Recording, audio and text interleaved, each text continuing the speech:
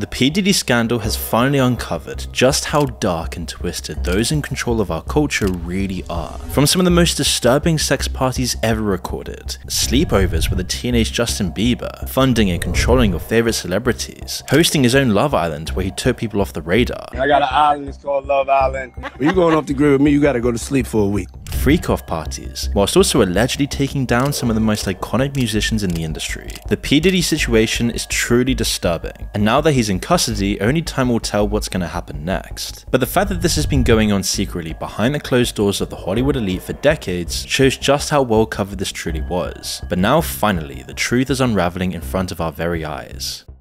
P. Diddy needs hardly any introduction. Before he was infamous for his crimes, he was at the top of society. He rubbed shoulders with some of the most powerful celebrities in the world. He knew everyone in the music industry, from Jay-Z, Beyonce, Snoop Dogg, to Biggie Smalls, and even Justin Bieber. However, this recent case has exposed how truly twisted the celebrity elites truly are. The investigation began initially in November 2023 by Sean's ex-girlfriend, Cassandra Cassie Ventura. She accused him of misconduct and filed a lawsuit. Cassandra and P. Diddy then settled out of court the very next day, and one of his lawyers, Ben Brafman, was clear that it was by no means an admission of wrongdoing. P. Diddy then released a statement wishing Cassandra the best in order to further support the idea that he was innocent, but guilty or not, it certainly left a stain on his name. Cassandra then released a statement thanking her friends and family for their support, and the settlement amount was left undisclosed. It seemed to be a case closed, done and dusted job, or at least that's what he thought. Little did P. Diddy know that this would be the beginning of the end for him, and would start the ball rolling with many accusations and investigations that would lead to his demise. A further 2 lawsuits were then filed, with accusations of abuse and sexual assault by 2 other women. Joy Dickerson claimed that in 1991, when she was just a 19-year-old college student, P. Diddy had drugged her after a date and sexually assaulted her in her home. Lizza Gardner was the next victim to come forward, claiming she and a friend were drugged and put in separate rooms where at first, P. Diddy and then Aaron Hall would do awful sexual acts against them. She then found out her friend had the exact same treatment as well, as it seems like they both took turns doing these awful crimes against these girls. Lizza was just 16 at the time, and then a few days later, P. Diddy pitched up at her house and assaulted her again, this time choking her until she passed out, as he was irritated at the thought that Lizza might mention this to his girlfriend. Then in December 2023, another person came forward with more accusations aimed at him. She claimed that she had been gang raped and sex trafficked. She said that Harvey Pierre, who was the president of Combs Bad Boy Records, flew her from Detroit to New York in 2023. However, while with them, a third man joined P. Diddy and Pierre and raped her. P. Diddy even complained that he couldn't finish until he had his nipples pinched. The suit included a photograph from the night in question of her sitting on Sheen's lap. She was only 17 then, and was now the 4th woman to come forward in just a matter of weeks. This time P. Diddy did not settle out of court. In fact, he issued a statement on his Instagram saying, quote, "Enough is enough. For the last couple of weeks, I have sat silently and watched people try to assassinate my character, destroy my reputation and my legacy. Sickening allegations have been made against me by individuals looking for a quick payday. Let me be absolutely clear. I did not do any of these awful things being alleged. I will fight for my name, my family, and for the truth." But there were several red flags hinted by friends of P. Diddy, particularly in Usher's interview with Howard Stern, where subtle suggestions indicate that these new allegations were possibly founded as far back as 2016, back when the interview took place, as Usher described his experiences when he lived with Sheen Coon for a year, and said he was exposed to some very curious things, but at that age he didn't understand it. I moved to New York City, and I lived with Sean Puffy Combs for a year. We're sending you over to something called Puffy Flavor Camp. There you go. To learn Flavor Camp? Yeah, Flavor that's what it Camp. was called. Puffy's place was like just filled with chicks and orgying like nonstop, right? No, not really. I Come mean, on. but there, hey, it was curious. I got a chance to see some things. Yeah, but you were 13. What were you I seeing? went there to see the lifestyle. I don't know if I could indulge and understand what I was even looking at. It was pretty wild. What I did say is that there were very curious things taking place, and I didn't necessarily understand it. It's only now that it's stands out because it further supports the allegations. When Howard asked Usher if he would allow his own son to participate in the Puffy Flavor Camp, as P. Diddy would call it, Usher didn't hesitate to say no. 14 years old. You're a dad now. Would you ever send your kid to Puffy Camp? Hell no.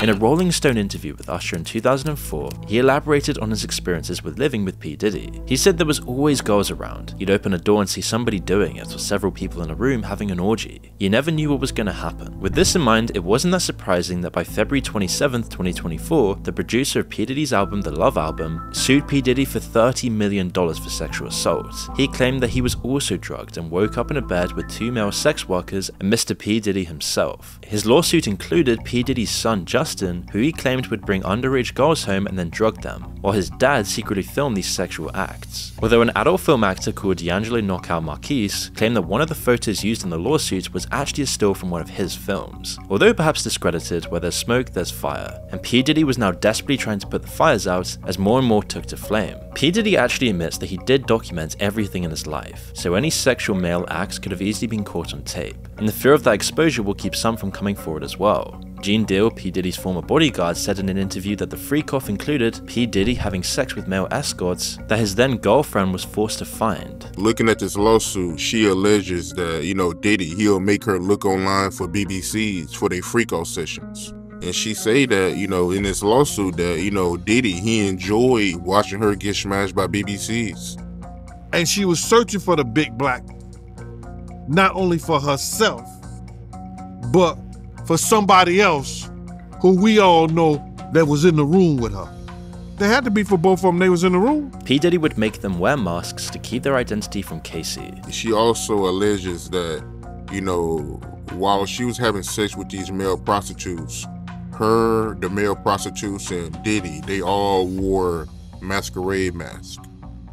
He didn't want her to know who they were. Which is why on March 25th, 2024, P. Diddy's homes in both LA and Miami were raided by the Department of Homeland Security Investigations in New York. The raid was part of the investigation of sex trafficking led by the Southern District of New York, perhaps prompted by the now 5 victims who had come forward, one of which was a male who also chose to remain anonymous. Because of this, the investigators seized guns and P. Diddy's phone on the day of the raid. It was reported that over 1,000 bottles of baby oil and lubricant were found on the property. This unusual find would be laughable if it weren't so incriminating to the horrific charges. It only supported flying rumors of sex parties that would go on for days with drugged up women and male escorts, all performing sexual acts in the quote freak-off to satisfy P. Diddy's endless need for lust. In the Los Angeles home, P. Diddy's sons were also put in handcuffs during the raid. It was reported by their mother that the federal agents used excessive unnecessary force and that it was just racially motivated. But it couldn't be any further from the truth. Everyone allegedly involved was being taken down, and over the coming months the truth would unravel about how truly disturbing this Hollywood celebrity culture truly was. Now, P. Diddy's parties are known to be insane, as you can probably tell by the 1,000 bottles of baby oil. At these parties, it was reported that the drugs offered were all designed so that party participants could go on for hours having sex. There was a drink called the Tusi, which was dosed with a bunch of drugs. Jaguar Wright explained this in an interview, as she said that P. Diddy would put in Special K, also known as ketamine, to relax your muscles. Now, if you don't know what ketamine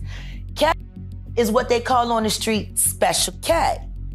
It's a veterinary drug, it's a horse tranquilizer. This was then mixed with cocaine and Viagra to counteract the negative side effect of limp noodle, as Jaguar described it, creating the perfect mix to relax you while still keeping you completely energized for sex. The cocaine keep you up all night, but unfortunately it gives you limp noodle because of what the blood flow is. So you want to fuck with a half-hard dick all night. So that's why you have the Viagra, to make sure that the dick involuntarily stays hard while you're numbing your fucking self with the coke. Jamie Foxx even said that he'd been to one of these parties, and it's very likely that most people in the celebrity LA Hollywood culture would be partaking in this stuff, especially with the recent allegations coming forward in the last couple of weeks. And it's truly disturbing to think what was happening there. Recently a video was shown by CNN of P. Diddy assaulting Casey, which further supported her claims. The video shows her trying to leave the hotel party, and P. Diddy had already given her a black eye by this point. In the video, P. Diddy's wearing nothing but a towel, and as he catches up to her, he violently pushes her down, then proceeds to kick her twice and tries to drag her down the hall.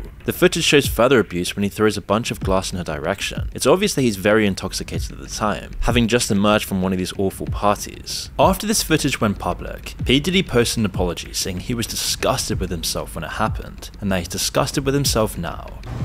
It's so difficult to reflect on the darkest times in your life, but sometimes you gotta do that. I was up. I mean, I hit rock bottom, but I make no excuses. My behavior on that video is inexcusable. I take full responsibility for my actions in that video. I'm disgusted. I was disgusted then when I did it. I'm disgusted now. He claimed that he sought help and went to rehab after the incident. I went and I sought out professional help. I had to go into therapy and going to rehab. Had to ask God for his mercy and grace. I'm so sorry, but I'm committed to be a better man each and every day. I'm not asking for forgiveness. I'm truly sorry. The LA County District Attorney's Office also issued a statement saying that while the video was hard to watch, they could not use it for further action as the footage and incident happened beyond the timeline where it would be of legal use. However, they encouraged others to come forward. It was explained that P. Diddy paid the hotel $50,000 for the footage so that it would not be leaked to the public. The sad reality is that this is the only incident caught on surveillance and actually exposed to the public. However, Casey's lawsuit was riddled with far more horrific accusations. That girl went through some tumultuous shit that she never thought that she would ever have to go through being in the music business. She claimed that P. Diddy would go into fits of rage and that she was his main target of savage beatings. They went into the bedroom and shut the door, and all I could hear is screaming and yelling and whatever was going on in there, I don't know. But all I could think of was to grab Cassie's things and start packing it up and just getting her out to safety. She claimed that he would drug her and force her to have sex with other men while he watched, filmed, and masturbated to it. This has since been dubbed as a freak-off, and as we've mentioned, it's come up in many other accusations as well. She also claimed to try to leave him in 2018, which ended up with her getting odd. Casey also claimed that for a brief time she and Kid Cudi started a romantic relationship, but when P. Diddy found out about it, he threatened to set his car on fire and wanted to make sure that Kid Cudi was there when it happened. While it seemed like an idle threat, it did indeed happen. 2 weeks later, Kid Cudi's car was deliberately set alight. As for P. Diddy, this footage of the abuse could not have come at a worse time. He was already being investigated, adding fuel to the fire. Women were coming forward with further accusations, and even men like the Michigan inmate Derek Lee Smith sued P. Diddy for $100 million and won by default. It seemed that P. Diddy didn't even show up to defend himself for this one. In Derek's suit, he claimed that while at a party in Detroit in 1997, he was a victim of groping and sexual assault by P. Diddy. And once these accusations started coming forward, people started realizing that P. Diddy was just the tip of a giant iceberg, of a huge Hollywood conspiracy. You see, Eminem, who's known to rap out his opinions, recently dropped a line in his Kill Shot diss track, mainly aimed at Machine Gun Kelly, that brought up the possibility of P. Diddy's involvement in Tupac's murder. The line that had fans reeling went, "Kel was the day you put out hits, the day Diddy admits that he put the hit out that got Tupac killed," which was then followed by, "I'm just playing Diddy, you know I love you," and many share Eminem's suspicions, although there has been no real proof of it. It is possible that Eminem is not holding back as P. Diddy's record company Bad Boy Records is funding MGK, who was gunning for Eminem.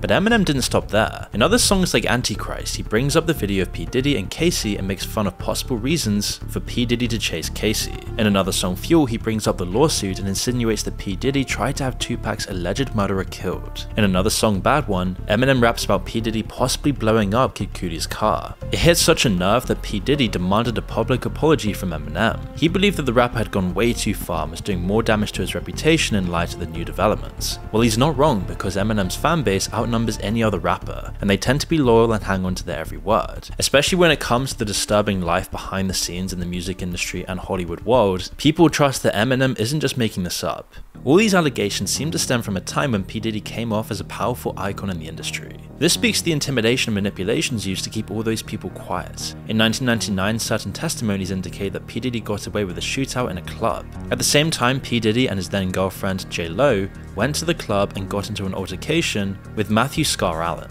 P. Diddy knocked a drink out of Matthew's hand, which sparked the violence, where P. Diddy threw money in his face as a sign of disrespect. As it got heated, both of them drew their guns and fired into the crowd. 3 victims survived to tell the tale, but one victim in particular stands out. Now, Tanya Rubin reports that she saw P. Diddy do the shooting while Sheen shot into the ceiling. She herself was shot in the face, and her testimony has not wavered since. I watched them both fire their guns. I watched them. And that is exactly how I sit here today. Because some thug criminal with an attitude and an ego that was outside of control decided he was going to fire a gun in a crowded nightclub and shot me in my face. She was so adamant about it that she offered to get bullet fragments removed from her skull to use as forensic evidence. However, P. Diddy was once again acquitted, with Shane taking the fall, being sentenced to 10 years in prison. Pulling the strings behind the scenes once again, and P. Diddy got away scot-free. This was even brought up in Rodney's suit, as P. Diddy would tell him that he even got away with shooting people and would display his guns to instill fear to keep Rodney silent and compliant. The more we uncover about P. P. Diddy's life, the more these testimonies start to line up a very dark picture of what it takes to actually succeed in the celebrity culture, and how truly powerful the people pulling the strings really are. P. Diddy just seems to be the tip of the iceberg, just one guy who was so clumsy, made so many obvious mistakes, and became so hated by the industry that he's finally now being exposed. But who knows how many other people are out there doing the exact same thing or even worse. But soon another two victims would come forward,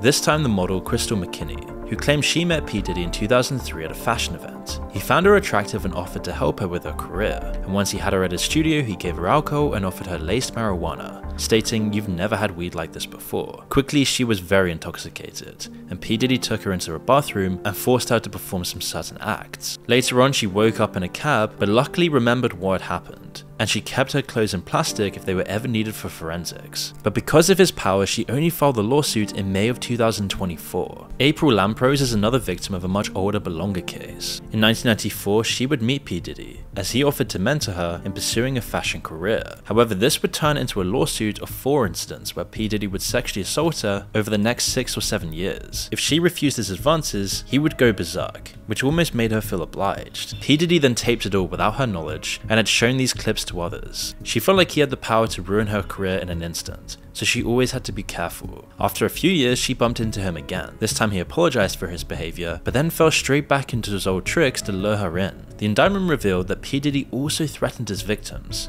including by threatening to expose the embarrassing and sensitive recordings he made of freak-offs, if the woman didn't comply with his demands. Kidnapping, also one of the charges, was briefly mentioned in a joking manner in a Conan interview with P. Diddy, where he says, quote, "I don't know if you guys have noticed this, a lot of ladies drink water at parties. They just, so if you don't have what they need, they're gonna leave. You need locks on the doors." And while the crowd laughs at the time, it's only in hindsight did we realize how disturbing this statement truly was. I don't know if guys have noticed this, like a lot of ladies drink water at parties. They just, so if you don't have what they need, they're gonna leave. Right. Gotta keep them there. Right. You need locks on the doors.